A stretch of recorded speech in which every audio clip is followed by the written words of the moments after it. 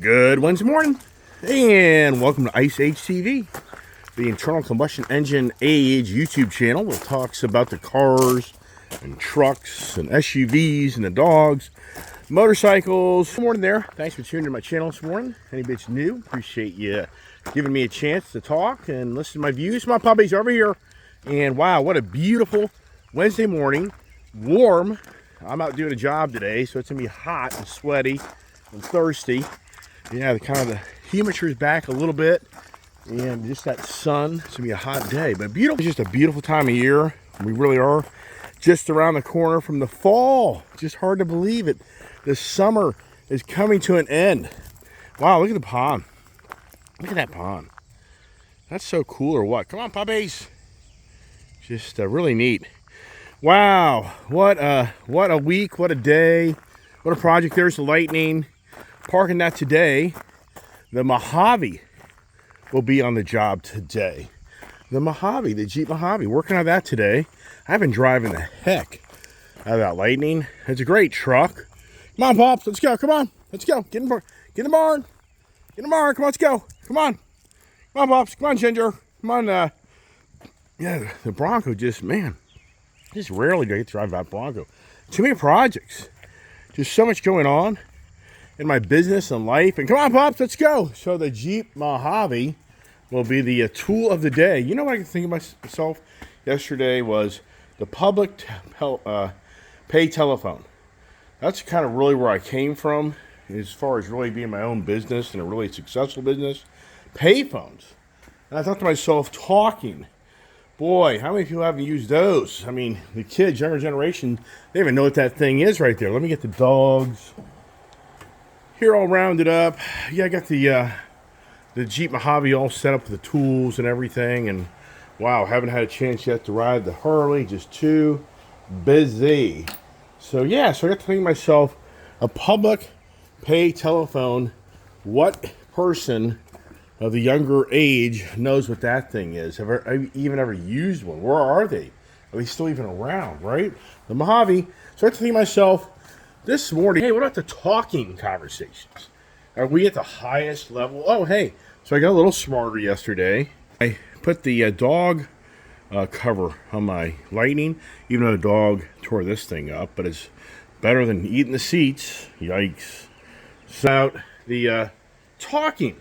Boy, are we at the highest rate ever in society of talking because of all the social media, all the technology. I mean, sincerely, let's go. All the, there's just so much information out there. The never-ending, we talk a lot. So I got to thinking, let's have the talking conversation theme. And what spurred that, come on, Pops, let's go. Get on up here. How hot is the office? Office isn't too bad, a little warm. I'm gonna have to get some put my coffee down. Hey there, bud. He showed up to work. See that? I've got my regular work buddies. And so many years ago, I'm not lying to you, back when I was in the public telephone business, I rode around with my dogs. 2, 3, 4 dogs. Crazy, right? Yeah, crazy. My daughter yesterday came in and said, Dad, your tripod here, it goes up. I'm like, no, it doesn't. Yes, it does. So she changed. Did she change the position of my tripod here? Don't think she did. So let me get my constant challenge. Yeah, here's. So anyways, the payphone. The payphones, kind of like out of the blue. It was like, oh, here we go. Here's an idea of what's possibly evolving around us, and it's the cell phone. So I thought to myself, well, here you go. And I stepped back a little bit. What spurred that idea? Well, I was reading about Polestar now offering the $399 lease for you to get an electric car. And you still get like a tax rebate, I think. That's pretty big. So you can get like a partial tax rebate and lease the car for $399 a month. So here we go. I'm thinking to myself, well, here's my other cell phone, my iPhone. I used my Samsung Galaxy to do all my videoing, which I think does a great job on video. So I thought to myself, oh, here we go. It's just like in the public telephone business day that, where's my little payphone? You remember the old payphone booths and all that other stuff? Here's a good friend of mine that was with me for many years that actually helped me work for me. Older gentleman, that guy, just strong as could be. That guy just, wow. Just grew up in a farming community. Those farmer boys just seem to be so strong. You ever notice that? So anyways, back in the 90s, the slow transition of the use of cell phones was growing. And as it got to the late 90s, the cell phone use was really growing. And then you got into 2000 years, it really just started to blast off. And the reason is because, as all those people of my age know, that in the good old days of using cell phones, you had to pay a lot of money. You paid by the minute. I used to have like a $700 bill. I'm talking like 1992. If I rode around making phone calls off my cell phone, trying to work it on my vehicle, that was a $700 a month bill. 1992. I mean, that's huge money. And I wasn't making huge money back then. So over time, and so the payphones were the dominant use because they weren't expensive. And at one time they were 5 cents, 10 cents, 15, 20, 25. When I got in the industry, it was at 25 cents for a payphone call. So for that industry, I mean, I had a really good run. That was a great industry. So the point is that we started to see the numbers really start to change in that industry and decline, as it's just a no-brainer, as the cell phone became cheaper to talk on. So that's why I thought to myself, hey, Talking Points this morning is all about talking. And I witnessed the transition of the public telephone industry being a very thriving, huge industry, this country, worldwide, to, as you know today, it barely even exists. I'm sure there's still public pay telephones here and there, but for the most part, they're gone. And, once again, it's because the cell phone companies became much more aggressive and just started running the numbers and saw that the more the people had cell phones in their hands and they gave away the pricing, they just, it's just a numbers game. You have millions and millions of people paying in $50 a month, $100 a month, versus you only have select few paying $500 a month. Yeah, which number wins in the end if you have millions over versus thousands? So for me, I truly witnessed on how the industry I was in was destroyed. And I had to go a whole different direction in my life, which was very challenging, very concerning, really did suck, because I just didn't know where my future was. And I worked so hard to build a payphone business. In a 3-year time, I made it from 0 payphones to 400 payphones, and I had a very nice, very nice business. And then I witnessed it just to decay. And then all my other payphone buddies who were in the industry like me, I would always say, we've got maybe 10 years left, maybe, and many would argue, and it'd be an argument. And so here we go. Here is the EV age upon us, and sure, it's very minuscule at the moment. But where this government's going, where the green agenda is going, there's just no doubt in my mind that the giveaway electric vehicle is really right around the corner. It really is. There's just no doubt in my mind. As time progresses, these green activists, these people wanting to get their money out of this industry, they're going to get very creative and start giving the giveaway electric vehicles. And it's going to be so enticing to so many people, they're going to switch. And as we sit here and speak, the electric charging stations are being put in today. How many more 100 charging stations or 1,000 charging stations are being put in throughout this country as I sit here and talk this morning? I guarantee you, there's a number. Is it 10 a day, 100 a day, 500 a day, 1,000 a day? I don't really know per se, but I'm sure it's in the hundreds that are being activated. So for us Ice Age people, that's why I call my channel Ice Age, because we're going to be the dinosaur age. That this industry that we all love, being the internal combustion engine age, the noise and everything else, that just drives us to love our vehicles is being changed right in front of our eyes. And so with the Polestar advertisement, that just made me really think to myself, yeah, here we go.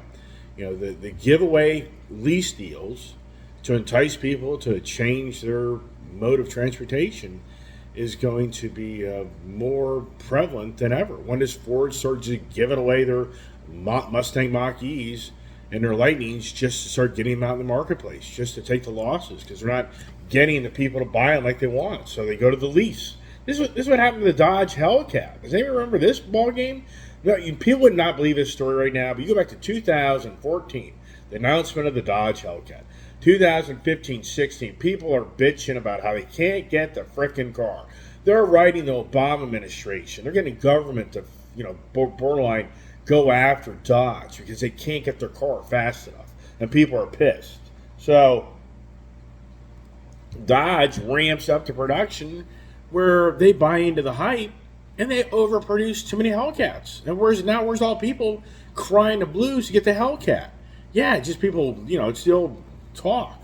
Yeah, talk, run your mouth, the talkers. How many people don't know those individuals? They just run their mouth, talk. They're just always, it's just some people are just like, wow. It's like, can't you just focus on something else? People are just badmouth people all the time. People just, does anybody know these type of people? Yeah, right. So, anyways, the whole point is Dodge got caught up in that whole moment of everybody wanting one, but not everybody showed up to buy one. So then they were forced to start the giveaway. I call it the poor man's lease, the poor man's Hellcat lease. So here I'm a guy that spent like $62,000 on my first Hellcat, and I put X amount of dollars down, and even back then, that was like a $900 a month car payment, or $1,000 a month car payment. And then like a year later, there's all these people out there that start showing up in these car forums. You're starting to read these articles, read these discussions, where people are getting Hellcats for $500 a month with little to no money down. It was sickening. I was like, oh my God. So this is where we are. There's no doubt in my mind. It's these EV companies that are, everybody's taking advantage of this IRA, the Inflation Reduction Act, the AK Green Deal, the new Green Deal. They're being handed out millions of dollars to set up shop and start building the battery packs and to build the cars and to build everything else that goes around this EV agenda, solar panels, whatever it may be.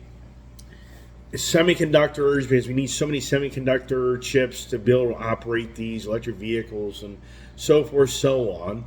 When they're not seeing what they're wanting to see on the volume of sales, they're going to have no choice to start giving this stuff away. And that's where it's going to go. And that's where the whole curve, is going to go like this. Because these manufacturers are going to end up just having a toe heel to the consumers that are going to be sitting back going, I'm not buying an expensive electric vehicle. Oh my God, hey honey, for $399 we can lease an electric vehicle. We get a $4,500 tax rebate and basically no money down. We get a brand new car and there's a bunch of charging stations up the street. Bam, done, sold. That's where it's all going. So, but also what's going on with this is the UAW. I've been reading a lot of articles about this new Sean Fain, that's the new president of UAW, that's overseeing the union members for the Big Three.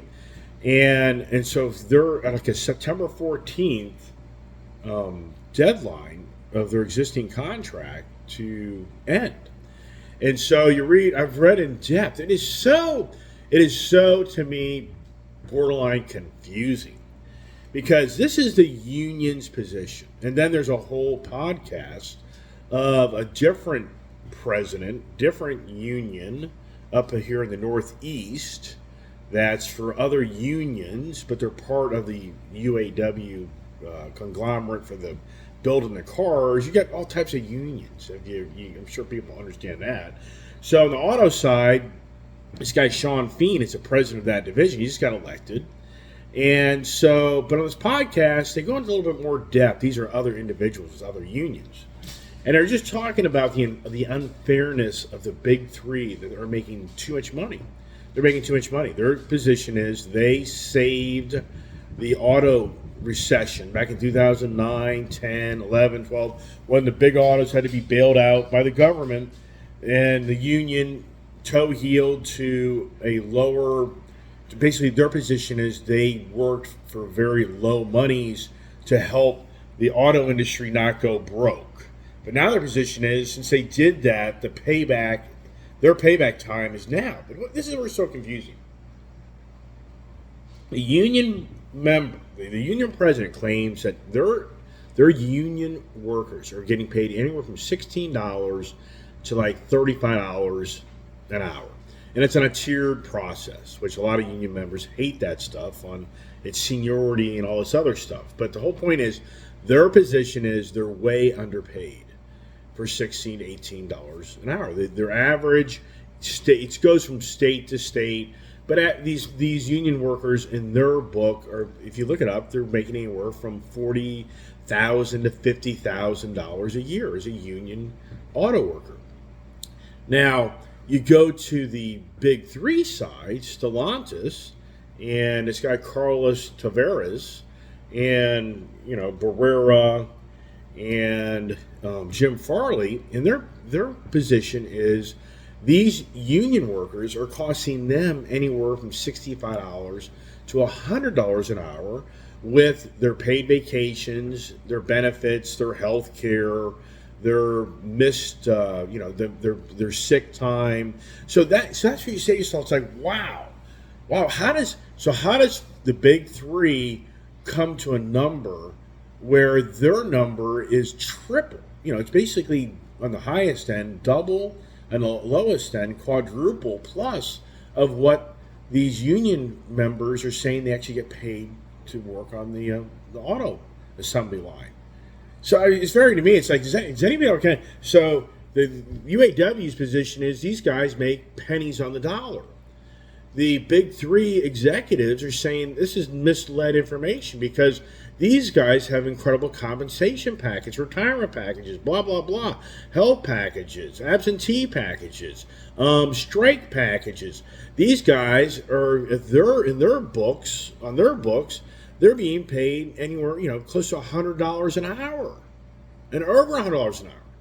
Oh my gosh. So you just think, we talk about two totally different perspectives of what the UAW employee makes versus others. So now UAW is using UPS as an example of a union that's gotten really, a huge windfall package for UPS.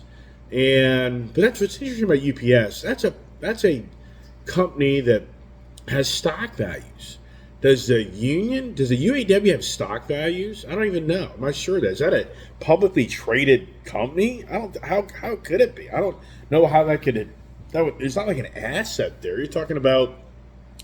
I don't know. I mean, I just don't know. I haven't really delved in that far. So the reason I say that is because in this podcast, the individual is calling out the big CEOs, the big three, Ford, Stellantis, and GM, that their CEOs received $20 million salaries last year. And in comparison to the union president, he makes like $207,000 a year. Then the secretary makes like $197,000, and the treasurer makes like $180,000. So, for the union, they're contributing close to $600,000 a year of monies for these individuals to keep the union intact. And there's other members too, and the list goes on. But so in their eyes, the CEOs of these companies are way overpaid. And so for me, I think to myself, well, okay, I mean, that's easy to say that, and I agree, it's a lot of money.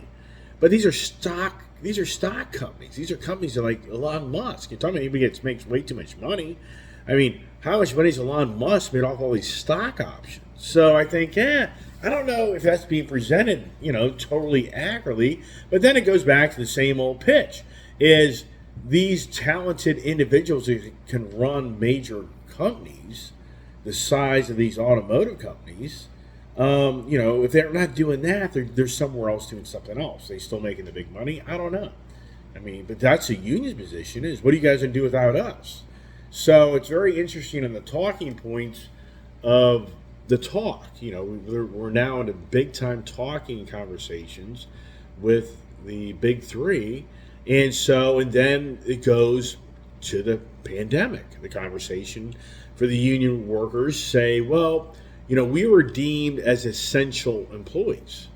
Many other people in the country weren't deemed essential employees, and they were sent home and even lost their jobs. That didn't happen to us. We are an industry, so we're essential employees, right? So their position is, hey, big guy, hey, Mr. Big Guy Ford, GM, Stellantis, you classified us as, essential workers during a pandemic, in so many words, the plague. And okay, so you got to come to the table. You got to pay us. So basically, the argument is, I've talked about it last week and talked about it again today, but it's a 40% overall package of a pay increase and a better, healthcare plan, better time off. They want to go to a 32-hour work week. Yes, this new president is trying to get a 32-hour work week. But this is what really got me of like, wow, just to show where we are. I've talked about it so many times on how these big executives are toe healing to the green agenda. The green, I talked about in great length about there's major organizations throughout the world that have billions of dollars to go fight and pound these CEOs of these manufacturers into the ground to follow their green agenda policies and guidelines. And so it's classic. Because the union guys, they're not stupid. They see the transition, and that's what they talk about. These political, they're even bashing the Democratic Party, just for the record, just so you know. They're not happy about the Democratic Party. And they're even saying that these politicians think we're just a bunch of uneducated and incompetent, blue-collar workers who don't understand things. That's a quote in his podcast. And so then the gentleman's talking about how, yes, the EV, this is classic. He goes, yes, the world is getting warmer, so the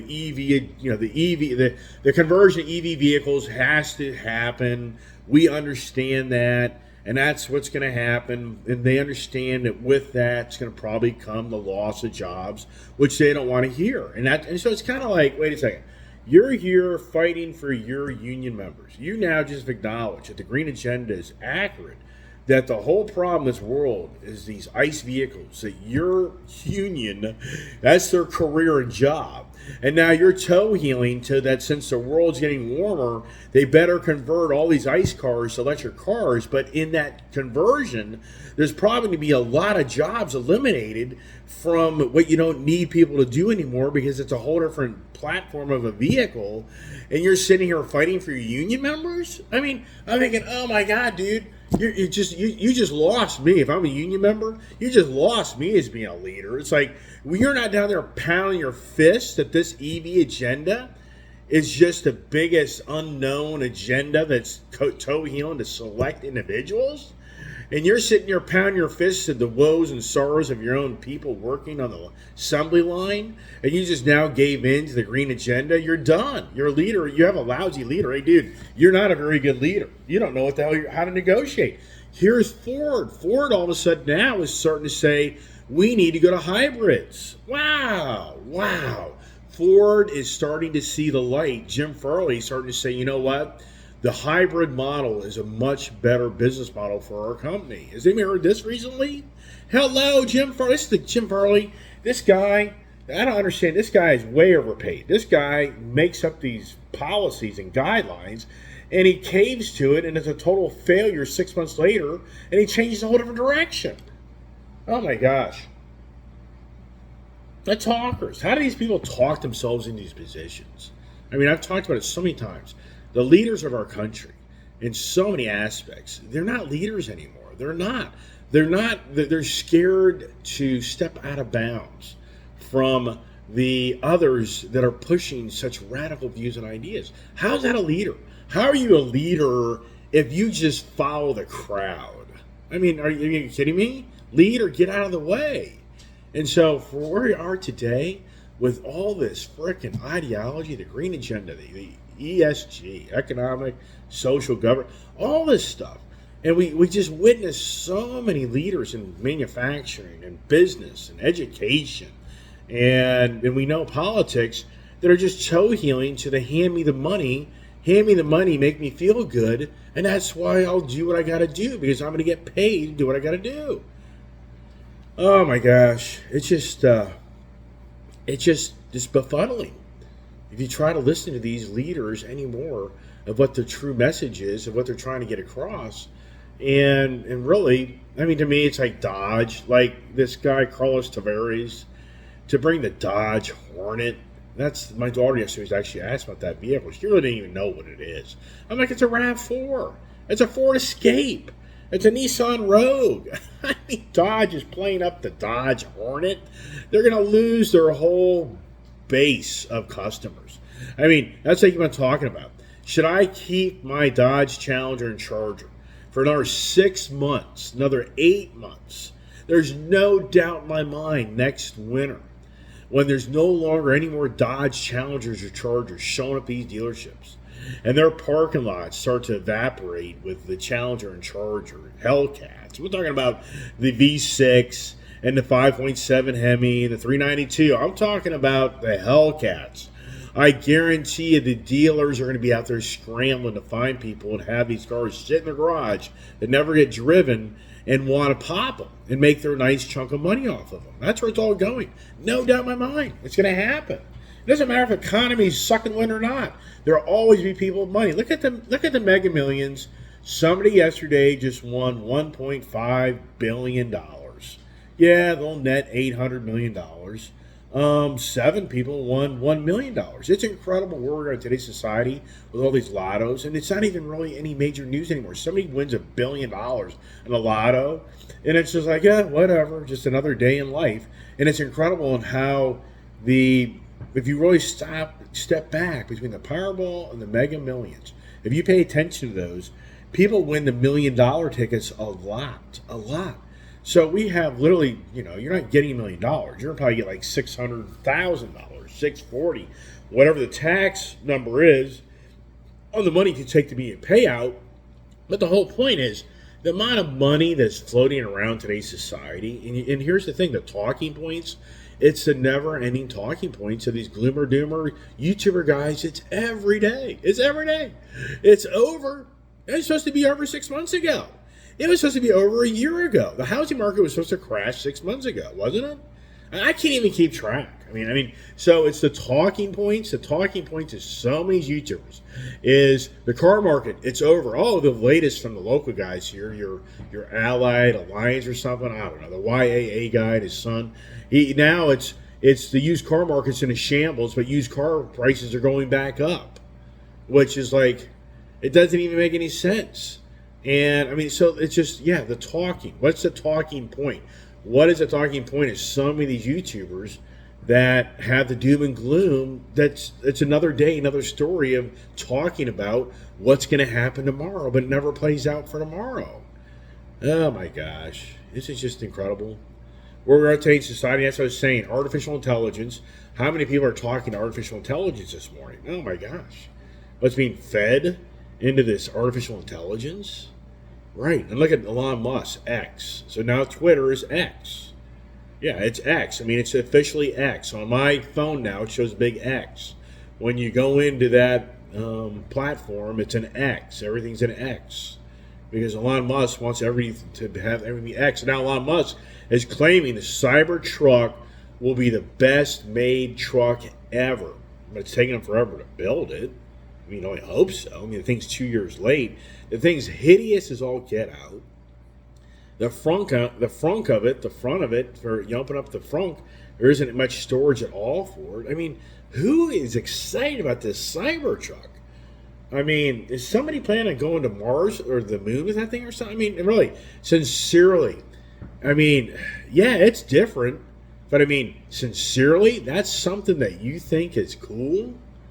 And I know they'd be to talk, well, it's got all this technology in it and this power. And we saw a Hummer yesterday sitting in a GM dealer. Told the kid, that's probably a $200,000 car. It's like, what?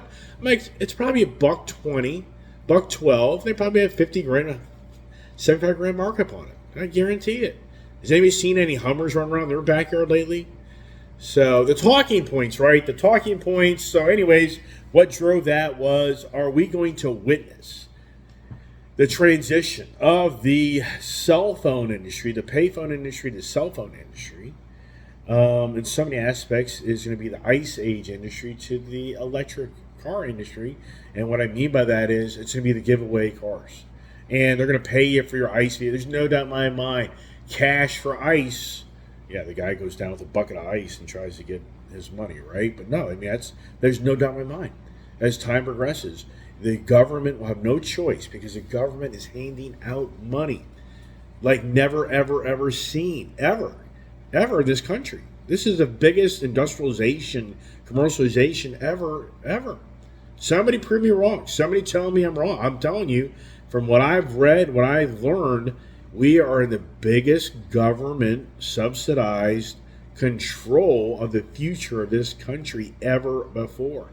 And they're handing out the taxpayers' money to businesses to enrich themselves. They think they're enrich themselves off of the future of what everybody's clamoring for. But for the most part at this moment, people aren't per se clamoring for as fast as they want them to. And that's why they'll turn into the giveaway, give everything away to try to convince people to change their lifestyle. Everybody, hey, busy ass day for me. I am just slammed. It's incredible. Every time I turn around, my phone's ringing. I got another job. I mean, it's a good thing. But at the same time, it's like, oh my God, I was out in my shop last night till close to 7 o'clock putting equipment together. It just doesn't end. And I just picked up another whole other big job. It's incredible. And my kid's getting ready to go back to school. Yikes. What am I going to do then? Yeah, the one-man show is the one-man show.